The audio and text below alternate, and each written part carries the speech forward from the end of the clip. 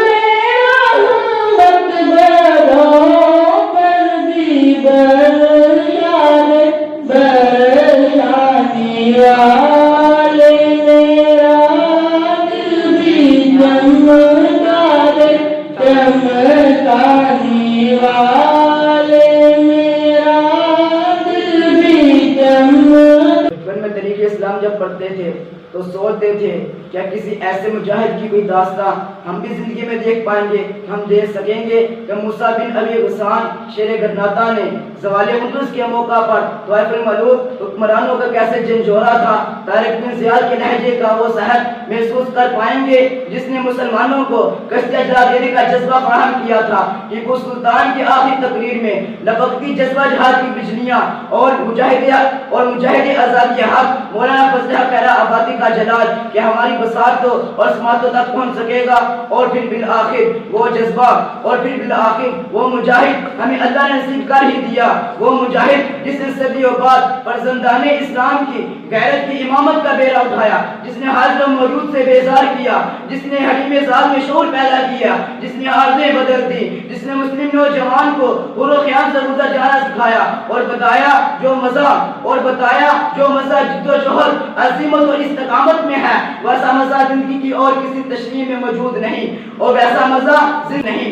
جس نے جھکے سروں کو پھر سے اٹھایا، جس نے ظالم حکمران کے سامنے حق کا کلمہ کہنے کا ایک نیا رنگ اجاگر کیا، جس کی ایک ایک ادا پر کروڑوں دل قربان ہوئے، اور جس کے جانے پر بھی یہ تاثر دیا کہ مجاہد نے تو صرف اذان دی، نماز تو صدیوں تک ادا ہونی ہے، مورخ نکلے فسانے حقیقت بھی ہوئے تھے، مایوسی کے اندھیروں میں بھی رب کی عطا ہوئی تھی۔ ہاں ہم نے حسین کے خادم جیسا امام پایا تھا،